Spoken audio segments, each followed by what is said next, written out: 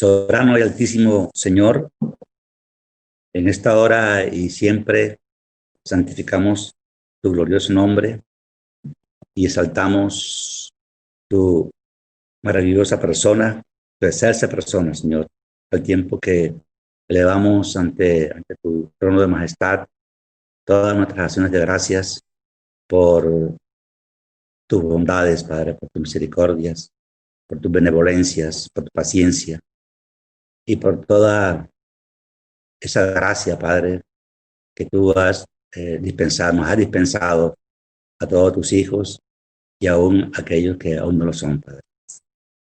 Te pedimos en esta hora, en el glorioso nombre de nuestro amado Salvador Cristo Jesús, que Santo Espíritu, Señor, nos esté guiando a toda verdad.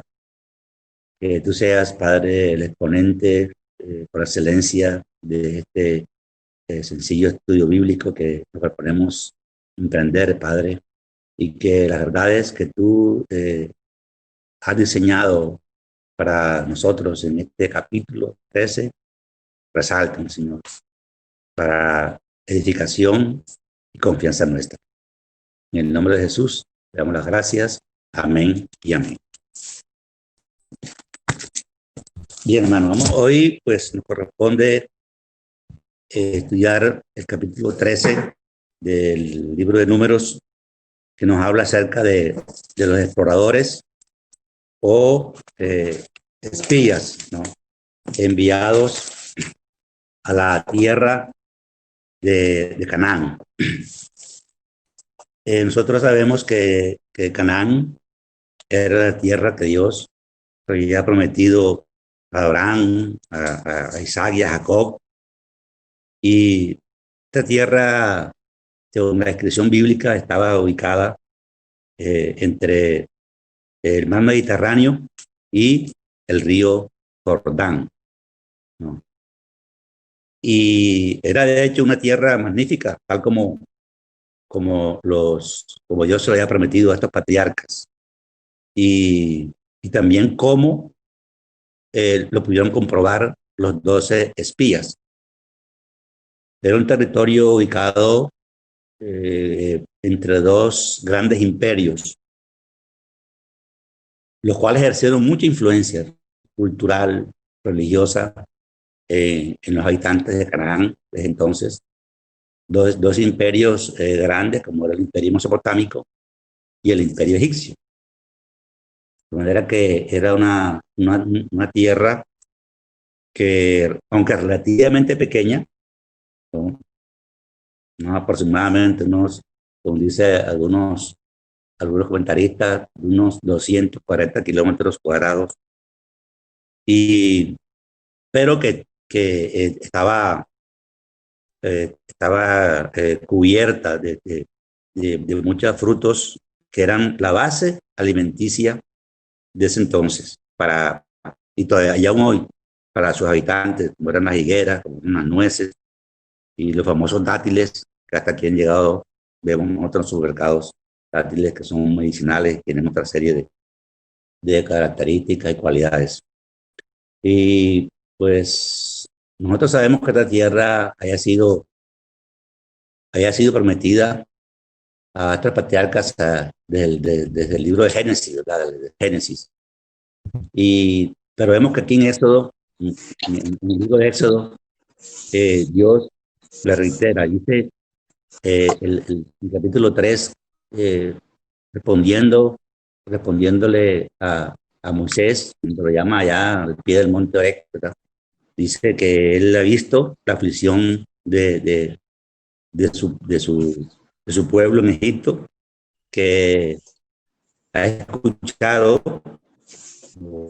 o ha visto ha habido el clamor de su pueblo y ha conocido sus angustias, y que por tanto dice el Éxodo 3 que él ha descendido no solo para librarlos de la esclavitud en Egipto, ¿verdad?, y sacarlos sino para conducirlos, dice, para conducirlos a una tierra buena y ancha, dice, que fluye leche y miel.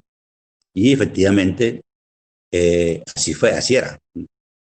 así era. Y así se cumplió. Era una tierra buena y ancha, como lo pudieron comprobar, repito, los, eh, los espías o exploradores enviados por Moisés.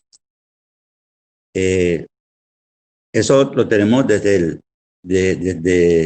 los primeros versículos de Números 13, ¿cierto? Y a partir del versículo 3 hay una relación de los nombres de estos líderes, ¿verdad? Entonces entramos al punto del 3 al 16, donde dice que es la misión de los 12.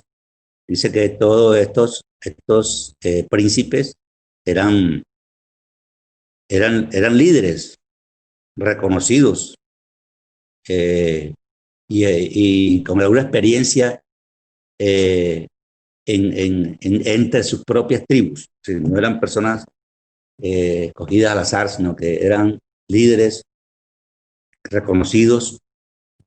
Y tanto así que el escritor sagrado se ocupa en mencionar los nombres de ellos, comenzando por Samúa, rey Samúa, y la tribu de Rubén, y termina con Jeuel, la tribu de Gad, y destaca los nombres de ellos, dando así la importancia que tenían el que estos hombres fueran líderes reconocidos, porque la tarea colosal que les esperaba, ¿no?, a menos conquistar una tierra, exigía el consenso, la disposición de, de toda la nación. Y aunque Israel, volviendo al tema anterior, aunque Israel era consciente de una tierra prometida mucho más extensa, ¿verdad? Sabemos que creo que en Génesis, Dios le promete a Abraham que la tierra que le daría se extendería hasta desde el río de Egipto, ¿verdad?, hasta el río Éufrates. Esto implica necesariamente que dentro de esa tierra estaban lo que hoy es o gran parte de Jordania, del Líbano, de Siria y de Irak, porque dice Irak, el río Éufrates está en Irak, ¿verdad? Y dice que se extendía desde Egipto hasta allá, de Irak hasta el río Éufrates. Y pues pero lo que le correspondía realmente, sí, en presente, la región principal que le correspondía era pues la que se narra eh, en Segunda Samuel, o sea, desde Dan hasta Beerseba, o sea, dentro de la Palestina, que se lo hice. Algunos comentaristas, teólogos, especialmente de los de la teología de la liberación, comentan y dicen que las guerras que actualmente se han desarrollado en Líbano, en Irak y ahora en Siria, es un intento del sionismo moderno de expandir las fronteras de Israel, del actual Israel, con el fin de hacer cumplir de alguna manera esta promesa, forzando, pues, dicen ellos, el cumplimiento de esta promesa, instaurando en estos países gobiernos afines a la política general del actual Estado de Israel. Bueno, pero este es un comentario y esto es para ver información, no es objeto de estudio de ninguna manera, porque eso corresponde ya pues a un tema político-religioso que no es nuestro estudio hoy. Nosotros estamos basados en la palabra, en la Biblia. Pero aquí hay un hecho importante, hermano, de pronto en versículo 16 del 13, del capítulo 13 de Números, donde dice que Moisés puso el nombre de Josué a Oseas. Esto cambió el nombre, ¿verdad? Él dice que cambió el nombre de Oseas a Josué. Y Oseas significa que Dios ayudó o Dios salvó. Y Josué significa Dios ayudará o Dios salvará. Entonces vemos que de pronto el pensamiento y la oración de Moisés era que si Dios nos ha ayudado hasta aquí, nos ayudará también hacia adelante, en el futuro. Y bueno, esta relación que hay, hermano, entre la oración y la promesa. Hay una promesa de una tierra y se disponían, Moisés, como líder excepcional de este pueblo, se disponía a abordarla, tomarla, y pensando en la tarea gigantesca que le esperaba y colosal, él cambia este nombre por revelación de Dios a Josué y le dice pues que la relación entre la oración y la promesa, porque las oraciones, como hemos dicho anteriormente, las oraciones alcanzan promesas y, y las promesas de alguna manera no alientan o, o estimulan las oraciones, por supuesto. Hay una promesa, nosotros oramos. Y algunos comentaristas, como el portavoz bíblico, por ejemplo, dice que Josué es tipo de Cristo, por cuanto Josué fue usado por Dios para librar a los israelitas de la dura lucha, de la confrontación que tuvo con los cananeos, especialmente con los anaseos, sabemos que eran unos gigantes, y así como Josué salvó y entró y hizo entrar con su estrategia militar al pueblo de Israel, a la tierra prometida, de la misma manera el Señor Jesucristo nos hizo entrar al trono de la gracia, al reino de Dios, con su labor, con su misión, diferente por supuesto a la de Josué, pero por eso te dice que es tipo de Cristo, según este comentarista, y está muy cerca de la realidad. Ahora vemos, hermanos, el capítulo del versículo 17 hasta el 20, podemos ver digamos, las instrucciones que Moisés le da a los exploradores para que cumpla su tarea.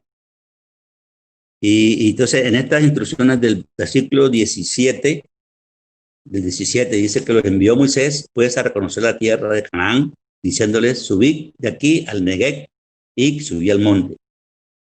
Y luego les presenta una serie de datos, de información que son necesarias, ¿no?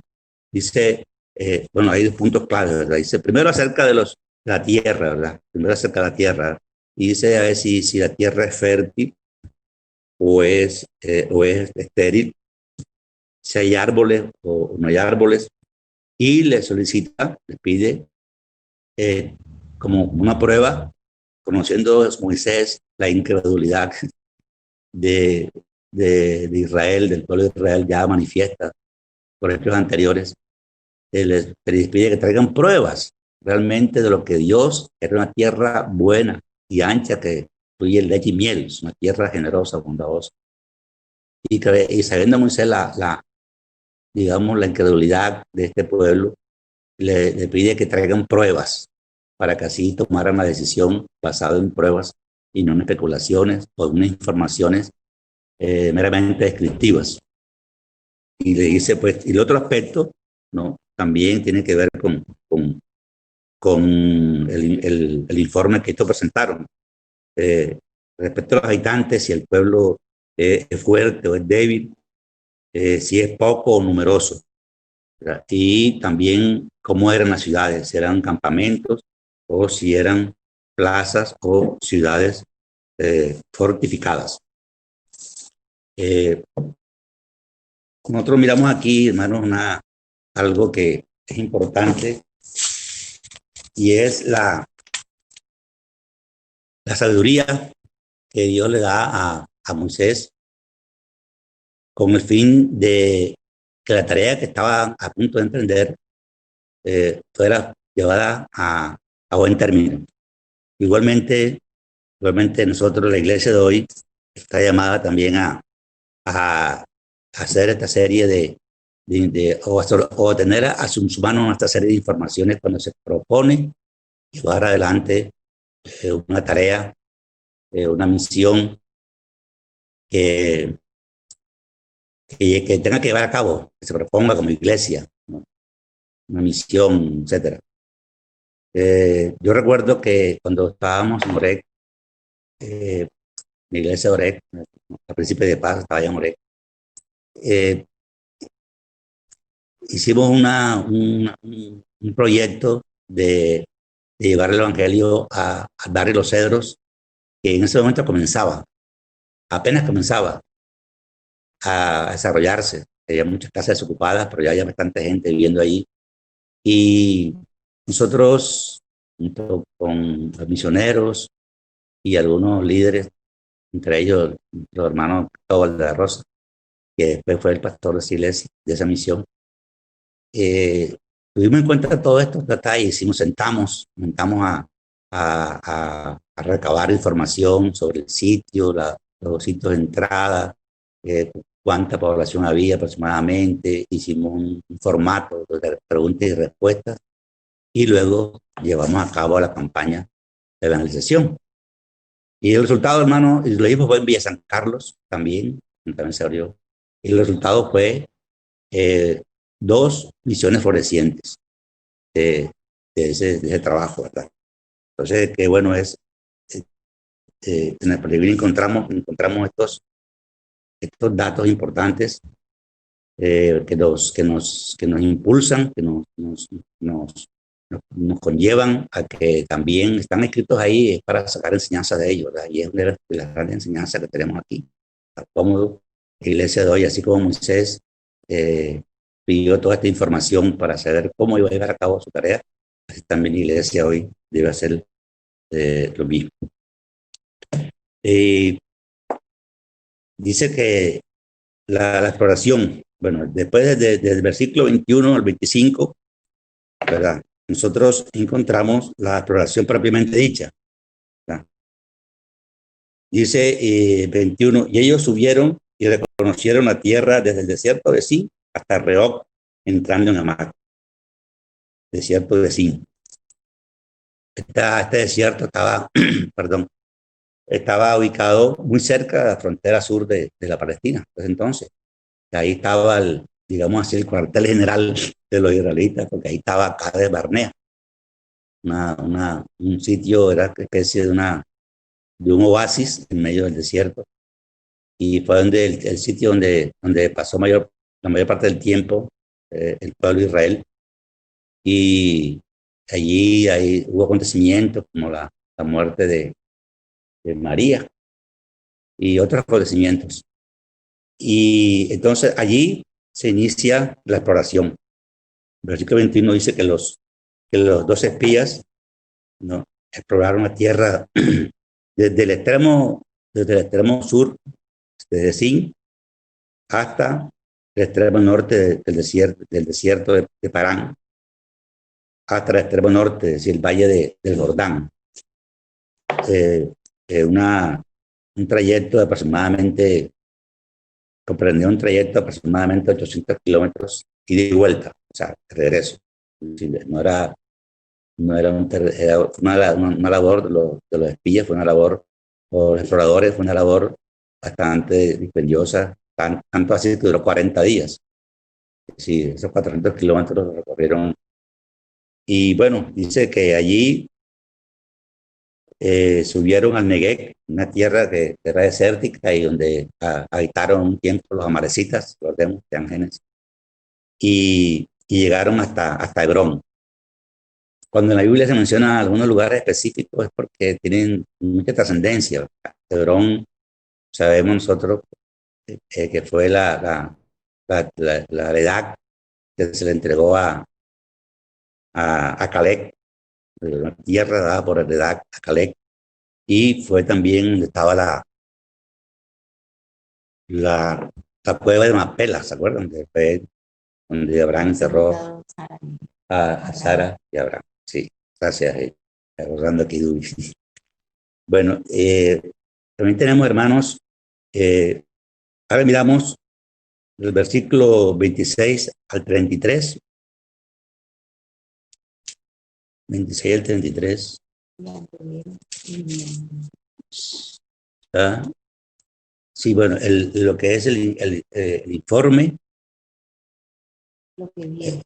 Sí, el informe de la exploración. Bueno, la mayor parte de los exploradores, ya sabemos, ¿verdad? De los 12, 10, o sea, el 80%, dieron un informe negativo. Un informe negativo sobre, aunque no pudieron negar que ciertamente la tierra era una tierra buena y ancha, que era prometida, que era una tierra buena y ancha, que fluía leche y miel. Y no pudieron negarlo porque llevaban evidencia. Así que esa excusa de que es tierra que traga a sus moradores, queriendo decir que era una tierra hostil, estéril, no concordaba realmente con las pruebas. La prueba que llevaban era que, pero no solamente llevaron el racimo de uva, ¿verdad? Que, que ellos llevaron, que cortaron, sino también llevaron otros frutos, como las granadas, los higos, bueno, otra cosa más, ¿verdad? Otros frutos más que demostraban que la promesa que yo le había hecho de que era una tierra que fluye leche y miel y tierra buena y ancha, era cierto. No pudieron negarlo. Evidentemente se enfrentaban contra una evidencia, contra una prueba, como decimos una prueba irrefutable. Pero el informe fue un informe totalmente negativo y contradictorio y carente de veracidad, ¿no? Dice que describieron a los habitantes de la tierra como unos gigantes, ¿verdad? Eh, y, y sin embargo, hermano, mire que los anaseos eran, sabemos nosotros, ¿verdad? Que los anaseos eran un pueblo, una tribu que era de estatura elevada, ¿no? Tenían una particularidad, hay un nombre de anaseo, que tenían el cuello largo, un cuello largo, como sucede hoy día con algunos tribus africanas que desde pequeños le ponen a sus habitantes, a sus miembros, unos dispositivos en el cuello para alargárselo. Bueno, no sabemos si así fue que ellos o tuvieron ese cuello largo o si fue por disposición genética. De todas maneras, esa era la característica de ellos. Y eran gigantes, pero, por ejemplo, el portavoz bíblico y otros comentaristas dicen que el promedio de estatura de ellos era de 2 metros 5 centímetros. Y el promedio de estatura de los israelitas era de 1.78, 1.75, 78. O sea, la diferencia eran de estatura de 30 centímetros o 25 centímetros. O sea, no era algo exagerado, como ellos dicen que eran, dice que ellos parecían, que sí, parecían enanos, ¿verdad? Delante de ellos. Y así le parecían ellos, y así ellos lo apreciaban. Pero nosotros miramos que eso no era cierto por la diferencia, o sea, no era una diferencia abismal de 50 centímetros, mucho menos, porque ya sería un fenómeno. O sea, tendría que medir como 3 metros. Y no era ese el caso. Y dice que parecían langostas, eso es, parecían como langostas, me acordé. Dice que parecían como langostas, en una clara muestra de exageración y de una argumentación falsa para justificar su informe negativo. Vemos entonces, hermanos, que ese fue un informe totalmente carente de sustento real, sustento y exactamente, que demuestra, adelante vamos a ver, ¿verdad? Cómo la fe cómo la incredulidad ve obstáculos por todas partes. En cambio, la fe de Dios. Y la descripción que hacen, que repito, pues una descripción totalmente ajena a la realidad, porque no era así, era una tierra buena, estaban frutos ahí, la diferencia no era tan abismal. Y las ciudades, obviamente, sí, es cierto, eran ciudades eh, fortificadas, muchas con muros, dice algún comentarista que eran muros de unos 6 metros, 6 o 7 metros de altura, y, y bien anchas. Pero no eran ciudades-estados, eran ciudades-estados, o sea, no había un mando unificado como si lo tenían los israelitas, era un mando unificado en Moisés. Y entonces, a continuación, nosotros, ¿qué podemos decir, verdad? Como especie de enseñanza de este informe negativo. No, lo primero que tenemos que mirar es la asombrosa, diría yo, asombrosa incredulidad de los 10 espías. Porque en un instante, olvidaron todos los recursos físicos y espirituales con los cuales Dios los había dotado para tomar la tierra prometida. Recordemos los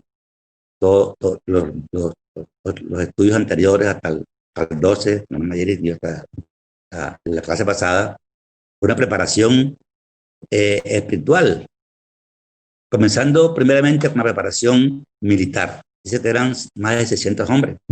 Ellos olvidaron, entonces tenían un ejército porque dice en número 1 que eran hombres que fueron escogidos para la guerra, no para el santuario ni para jugar, eran para la guerra, o sea, tenían que estar preparados militarmente.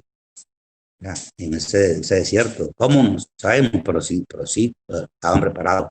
Eran 600.000, 60.000 que hubieran sido, ¿verdad? Vamos a ver que no fueran 600, porque algunos autores dicen que los números, de pronto, cuesta una explicación para que no fuera tanto número, pero vamos a suponer, de todas maneras, tenían un ejército que estaba preparado, y por eso haces el censo.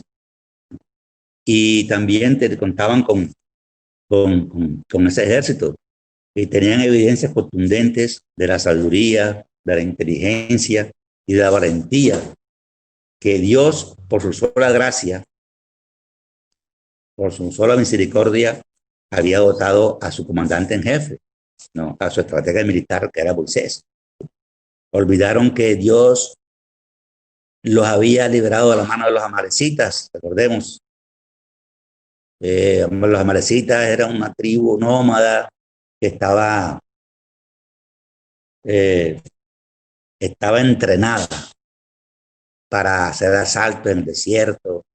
Y obviamente en ese entonces la preparación militar de Israel no era la de ahora, era mucho menos. Y ellos sí estaban ya, como dice, entrenados. Y por esa sola razón se suponía que iban a derrotarlos a los israelitas, y no fue así. Sabemos, ¿verdad?, como el episodio de Ur y de Aarón, que estaban la mano, y aquí prevaleció. Y contra todo pronóstico, diría, humano, contra toda posibilidad, los fueron derrotados. Eso lo olvidaron en ese informe. Y lo peor, hermano, como dice el comentarista, es que olvidaron contra toda evidencia, pusieron en duda, digamos, el poder y la misericordia de Dios, la gracia de Dios manifestada a ellos durante todo su peregrinaje. Es increíble, por eso decimos asombrosa incredulidad, porque cómo es que fueron acontecimientos sucesivos, ya sabemos todo lo que pasó en Éxodo, no hemos repetido eso, pero sabemos que eso es así. Y entonces frente ya a un hecho concreto, estaban a puertas de entrar a la tierra prometida.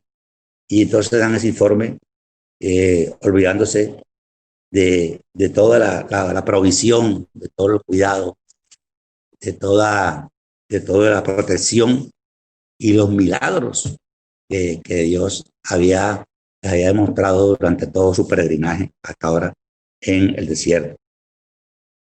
Y entonces tenemos, hermanos, que ese era un informe realmente, un informe, como dice más adelante ya en el capítulo 14, un término duro que emplea Dios, me asombró. Dice que era un pueblo, un informe malvado, realmente, no se ajustaba.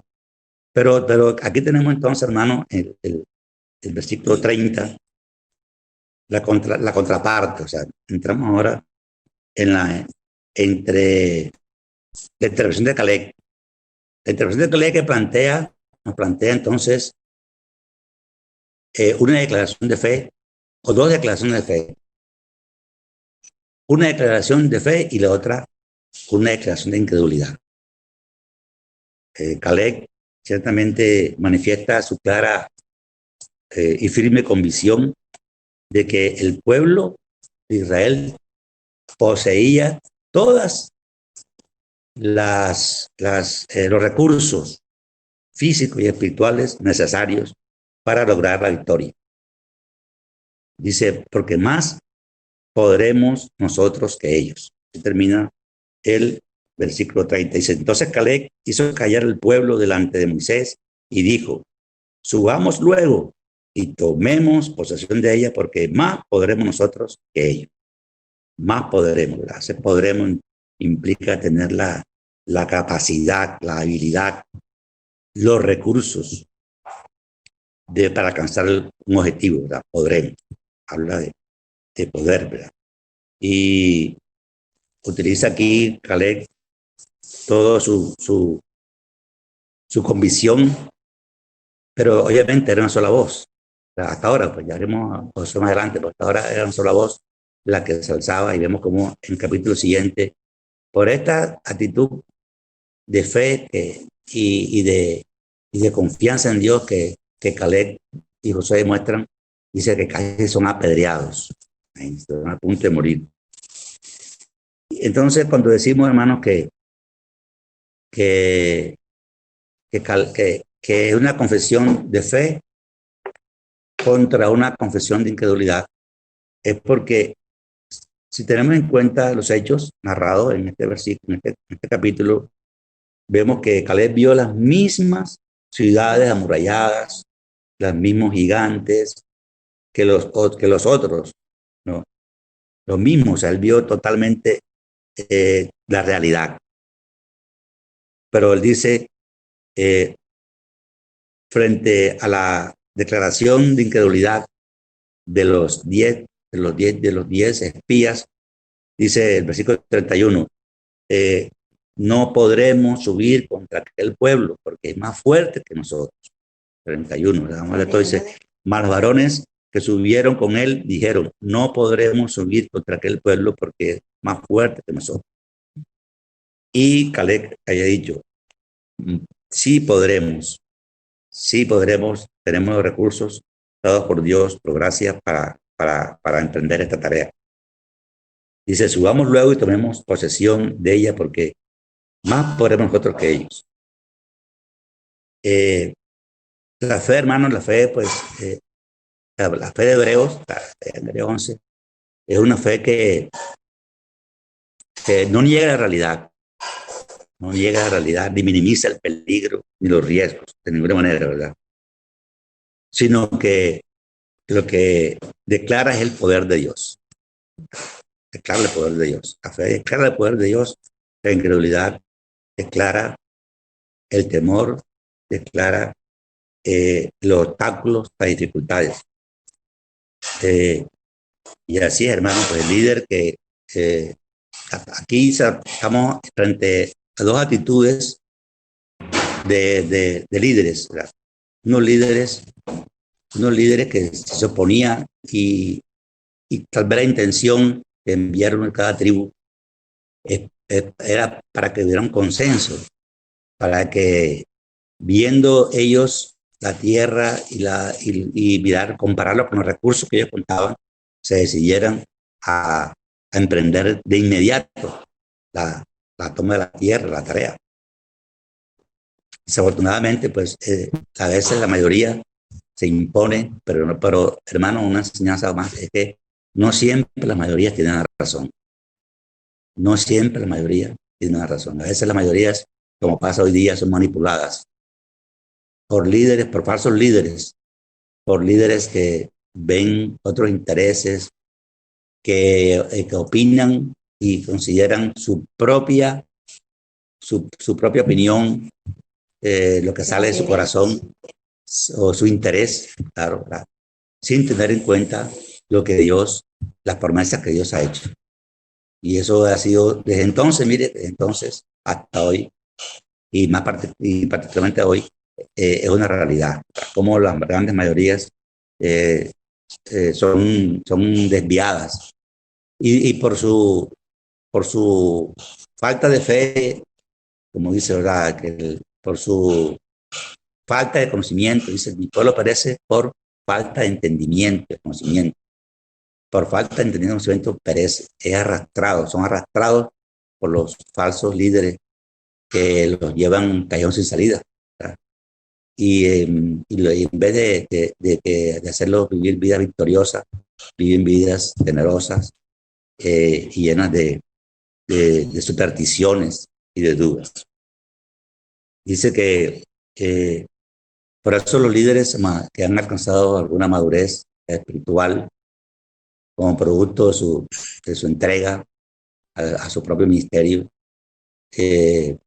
no evalúan las situaciones de acuerdo con su estado de ánimo, ¿no? Del momento. Porque, hermano, eh, el avance espiritual requiere eh, fe, requiere de fe. Y la incredulidad, pues nunca, jamás ve otra cosa que las dificultades, ¿no? Y aquí en este caso, miramos que vio la incredulidad, vio gigantes, tierra que traga a sus moradores, ciudades amuralladas, no podremos. ¿Qué vio? ¿Qué vieron Caleb? Todos los líderes, auténticos líderes, teniendo líderes, vieron el poder de Dios, la fidelidad de Dios, las promesas de Dios.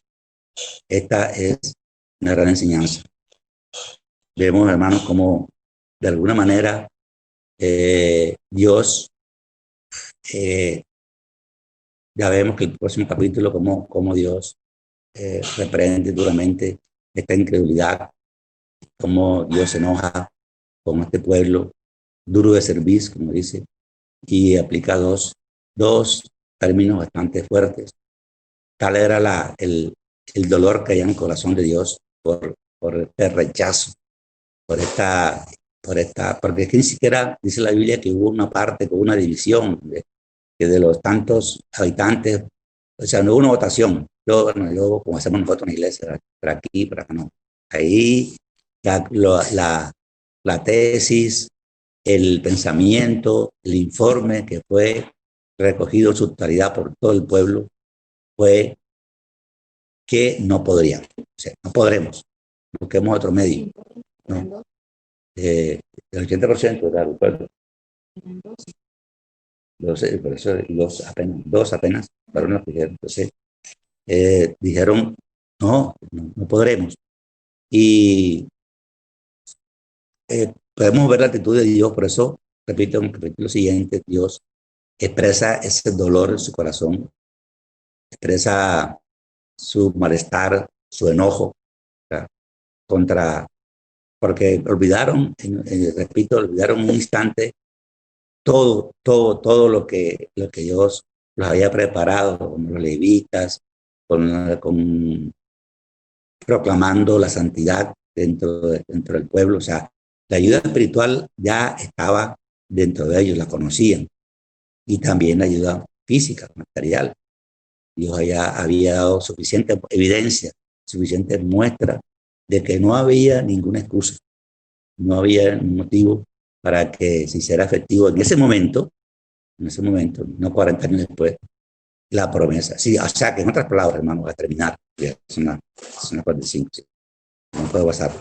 En ese momento, eh, ellos se puso a prueba, ¿verdad? toda la gratitud que pudiera haber en el corazón de ellos, el reconocimiento de Dios, ¿no? Hacia todo lo que Él había provisto desde que salieron de Egipto hasta ese momento.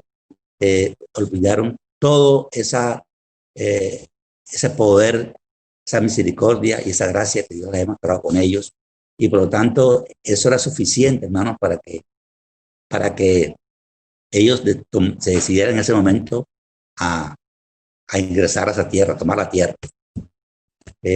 Por algo, dice el portavoz bíblico, en un comentario, que esa iniciativa de enviar espías, ¿verdad?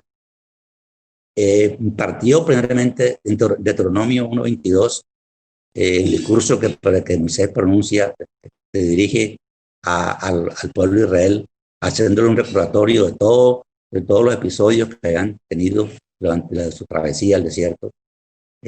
Son ellos los que le dicen a Moisés, envía espías, o sea, no estaban confiando. Y dice el portavoz bíblico que conociendo Dios el corazón de incredulidad de este pueblo, permitió enviar los espías, pero Moisés estaba seguro que no era necesidad, pero que Dios, pensando que si ellos no tenían un informe, un informe previo acerca de, no iban a avanzar, se iban a resistir a avanzar.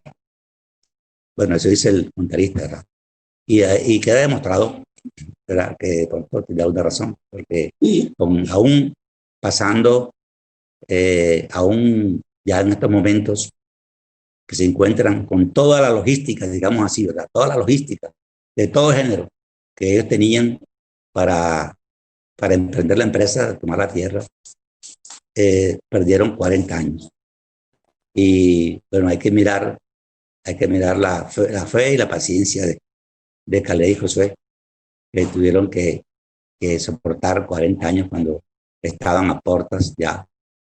A veces así pasa con nosotros, ¿verdad? A veces nosotros, el tiempo de Dios nos pone un pensamiento y todas las circunstancias apuntan hacia allá. Porque hay que tener cuidado también a veces cuando nosotros tenemos una tarea que cumplir como iglesia, como individuo. Nosotros tenemos que mirar cómo actúa Dios primeramente, ¿verdad? Cómo está actuando Dios en medio de ese plan que tenemos, ¿no? Y cómo Dios va confirmando cada paso, como pasó aquí. Y entonces, si no lo hacemos en ese tiempo, podemos perder muchas cosas, muchas bendiciones, como efectivamente la perdieron momentáneamente durante 40 años este pueblo de Israel en el desierto. Bien, hermanos, hasta aquí el tiempo se desagotó. Sí, pues hay algunos aportes, comentarios. Los escuchamos. Amén. Amén. Amén. ¿Se escucha? Sí, hermano, se escuchó todo. Amén.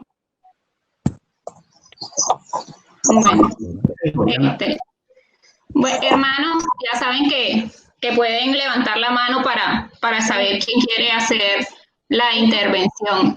De pronto, mientras los hermanos se ponen aquí, dos cositas que de pronto quería comentar con respecto al estudio. Este capítulo 13 y 14, el que viene, nos siguen hablando acerca de esa actitud del pueblo de Israel, que no es nada lejos de muchas veces las actitudes que nosotros y las cosas que nosotros mismos vivimos. Y dos cosas. Uno, concentrarme en el versículo 2, porque Dios cuando los envía, el versículo 2 dice, envía hombres que reconozcan, o sea, Él manda que reconozcan, a que vean. Y sobre todo la parte más me llama la atención es que dice, a que vean la tierra la cual yo doy. O sea, fíjense que Dios enseguida le dice, la tierra que yo les doy. No está hablando, entonces, ¿qué pasa? Ellos se enfrentaron, ¿cierto?, a esa tierra, hicieron ese reconocimiento, pero al mismo tiempo no tuvieron en cuenta esas palabras de Dios. yo soy el que se las voy a dar. No es por las fuerzas de ustedes, no es en lo que ustedes puedan hacer, sino es en mi fuerza. Yo soy el que se las voy a dar. Y muchas veces nosotros nos enfrentamos a eso en nuestra vida cristiana. Esas bendiciones de parte de Dios, esos lineamientos que Dios nos da. Y nosotros decimos así como dijeron esos 10 espías, no, sí, es bueno, esto, otro, pero, y enseguida hacemos el pero porque muchas veces no vemos que no es en nuestras fuerzas, sino que es en las fuerzas de Dios y en la voluntad de Dios. Eso por un lado. Y lo otro es el reconocer cómo esa tierra, fíjense, esa tierra que describen ahí, que era una tierra tan productiva, esa tierra que Dios siempre la ha descrito como tierra que fluye leche y miel, la incredulidad, el pecado, la continua rebelión de los israelitas, de ese pueblo, es una tierra hoy que es un desierto. O sea, podemos ver cómo esa dureza de su corazón se transformó también, se refleja en ese cambio de esa tierra prometida que Dios les dijo que estaba llena de tantas bendiciones, que la describe ahí, y que era una tierra tan próspera como es una tierra hoy que se convierte en un desierto. No, eso era, hermano, de pronto lo que quería agregar. Daniel acá también quiere participar. Ok, y ahora ¿algo más, hermano?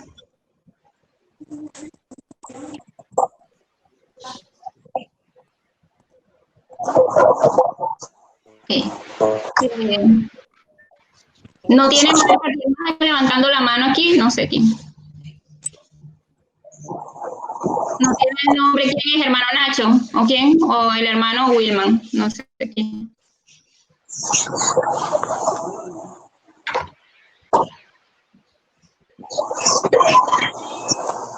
El que tiene la mano levantada tiene el micrófono cerrado. Buenos días, hermano. Ok, hermano Wilman, buenos días. Buenos días. Bendiciones para todos. Amén. Amén. Bueno, sí, en este estudio podemos aprender algo muy importante que de pronto nosotros de pronto hicimos en Remolino.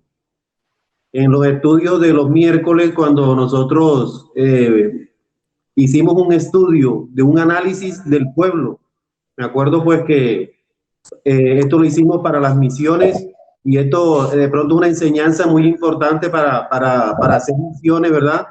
En la cual nos mandó a reconocer, hicimos un estudio en los miércoles en la cual hicimos un estudio en base a reconocer el territorio, en la cual hicimos reconocer cuántos adultos había en el pueblo, cuántos niños, cuántos jóvenes, cuántas denominaciones hay, cuántos pastores, cuántas iglesias estaban pastoreadas, cuáles eran esas denominaciones, qué es lo que más le gusta a la gente, cuál es su actividad económica, a qué se dedican. O sea, todas estas informaciones pues nos llevaron o nos llevan a tratar pues de montar o de hacer una misión, ¿cierto? Entonces nosotros pues podemos tomar esta enseñanza ubicándola en ese lugar, en esa parte, pues como reconocer un territorio para poder montar una misión. Amén. Amén.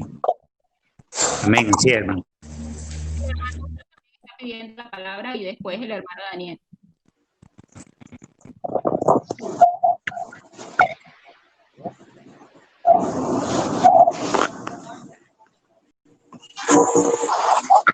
Escuchamos, hermano.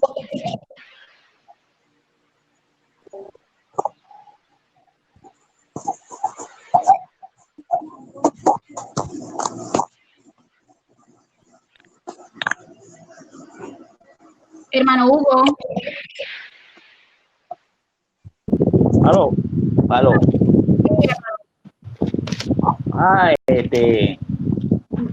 Voy a comentar algo. Aquí en este pasaje de número, en el capítulo 13, hay algo que debemos tener en cuenta. Ya hermano Alfonso lo dijo, es la fe inquebrantable de Caleb. Porque inclusive él dice algo que es tremendo. Dice que ellos si ellos están con nosotros, o sea, Dios está con nosotros, no hay nada, nadie que nos pueda derrotar. Es más, él dice que es pan comido. Pan comido es algo fácil, porque él confía en el Señor, él confía en el Señor.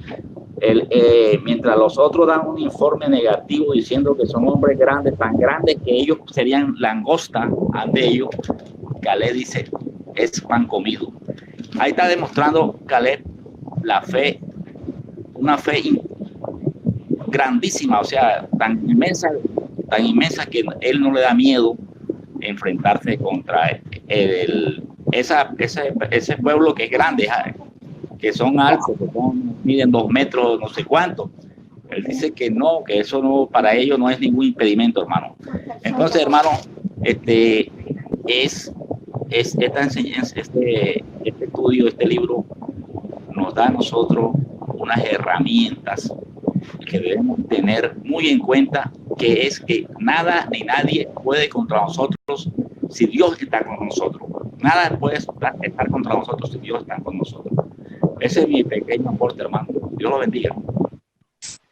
Amén. Amén, hermano. Amén. Daniel. Bueno, hermano, que Dios lo bendiga. Bendiciones para todos.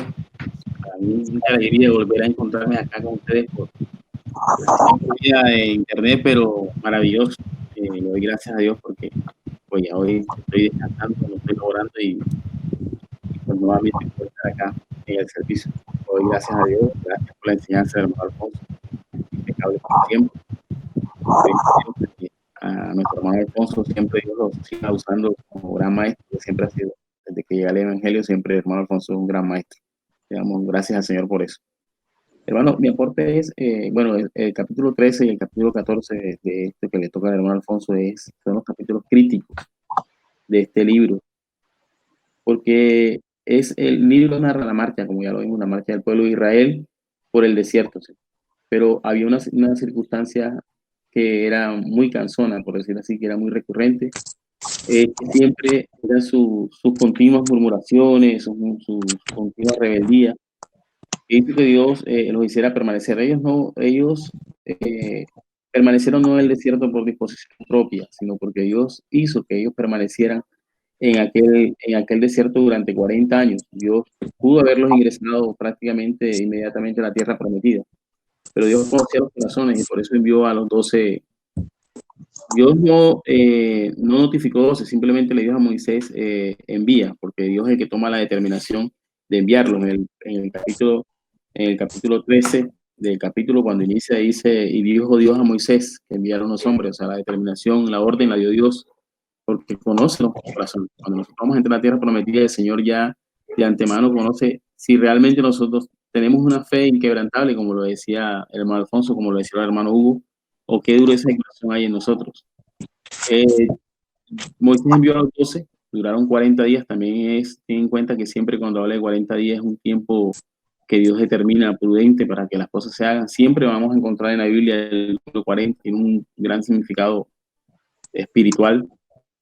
Entonces, cuando ellos regresan, obviamente hay dos maneras. La fe no se puede entender por la razón. Nunca podremos alcanzar la fe por la razón. Cuando ellos llegan, razonablemente ven a gigantes, porque sí existieron los gigantes de Anak. Eso está desde los principios de la Biblia. Razonablemente van a aquella tierra y pretenden desde su fuerza conquistarla. Nunca lo iban a lograr, porque aquellos pueblos, huyendo, como el hermano Alfonso lo dijo, las grandes potencias que eran los egipcios y la Mesopotamia, el norte, ellos se colocaron en aquella región porque la región de Hebrón es una región montañosa en medio del desierto. Entonces, cuando ellos se huyendo de esas dos potencias, porque ellos tenían hombres de guerra, que eran los egipcios, y los del norte tenían carros de guerra, los carros de guerra obviamente no podían subir las montañas y por eso era estratégicamente huyeron allá a esa tierra que ellos poblaron, porque debido a la desobediencia del pueblo a lo que sucedió, que ellos les Abraham, y duraron 400 años en Egipto. En esos 400 años estos pueblos se fortalecieron allí e hicieron sus imperios o hicieron sus construcciones. Por eso es la promesa que Dios le dice que casa que no edificaste, será tuya, tierra que no cultivaste será cegada por ti. Era porque el pueblo que iba a llegar, el pueblo hebreo que iba a llegar a esas tierras, iba a desplazar a estos pueblos cananeos que eran idólatras desde el principio, y Dios los mandó a eso, a que desplazaran y los destruyeran, pero ellos fueron desobedientes y por eso se contaminaron tanto y fueron pero tan ajenos a la voluntad de Dios. Pero aún así, Dios le prometió eso a Abraham y es lo que de pronto el tema que quería decirle. Antes también quería decirle que el número de cuando Moisés, a Oseas o Yeshua, que esos son nombres derivados de un verbo hebreo que se llama salvar. Y cuando usted escucha a un judío hablar de Jesús, dice Joshua, o sea, o Josué, porque ese nombre trae la transliteración al griego, que es donde se escribió el Nuevo Testamento, significa lo mismo, significa Jesús, que Dios salva. Eso pueden corroborarlo en Mateo 1:21.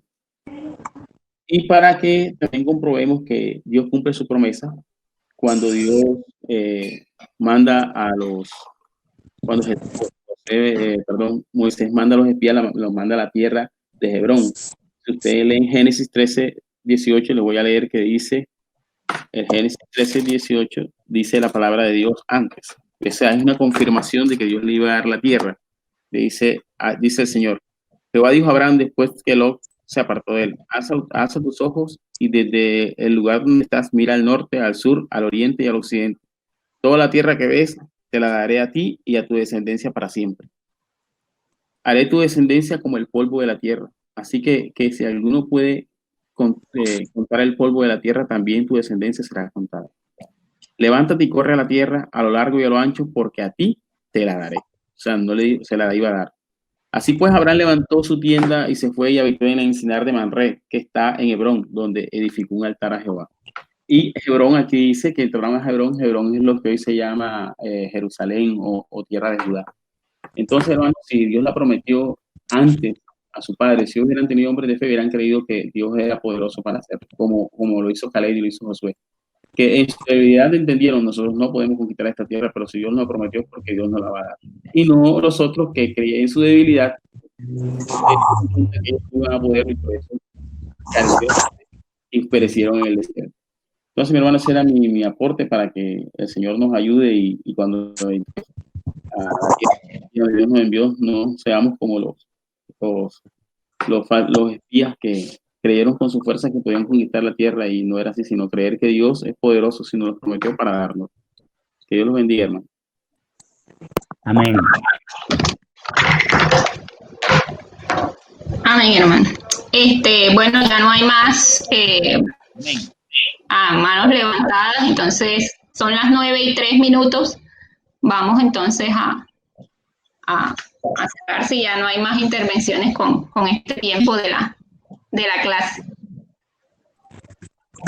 Ahí viene. Ok, hermano. Diga, hermano Nacho. Yo creo que buen día para todos los padres de la iglesia, Frutos de Victoria. Que el Señor lo bendiga a todos los papás de nuestra congregación. No, Jenny, mira, y trae recordación esta enseñanza de hoy, que todos los días nosotros tenemos que examinarnos como cristianos, como hijos de Dios.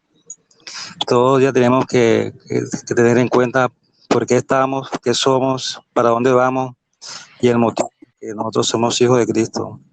Aunque eran 10 los que trajeron la información de la tierra que mandó, que de los espías, fueron 2 solamente los que tuvieron esa fe y ese trajeron buenas noticias de esa tierra. Así somos nosotros de este mundo actual, que tenemos que estar firmes, porque hay mucha gente que son más son los inconversos que los que somos ya convertidos. Entonces, de ninguna manera nosotros no vamos a dejar influenciar de esas personas. Nosotros tenemos que estar firmes en el Señor y no nos vamos a doblegar hasta los engaños de las otras personas, de las otras denominaciones que son falsas, que traen. Si no estamos firmes, nosotros vamos a ser, como dice la Biblia, vamos a ser chambaleados de aquí para allá y no vamos a estar firmes en nuestro propio criterio. Porque a veces incluso hay hasta amigos y familiares comienzan a molestarnos en el sentido de que tú estás fregado, salte de ahí, ¿para qué eres cristiano? Hasta los mismos familiares comienzan a señalarnos. Entonces nosotros en estos momentos es cuando tenemos que demostrar que somos hijos verdaderamente de Dios, que estamos firmes con el Señor y que no vamos a dejar doblegar por los malos comentarios de las malas señales de estar fregado, de que ¿para qué estás en la iglesia? ¿Para qué vas? Si salte de ahí, que no sé qué. Entonces, nosotros en ese momento que tenemos que demostrar que somos firmes con el Señor, así como fueron Caleb y Josué delante de Dios, ellos fueron justos y trajeron buena información de la tierra de Canaán. Entonces, todos los días nosotros tenemos que examinarnos y a ver cómo estamos nosotros con el Señor directamente. Eso era lo que quería decirle, Jenny.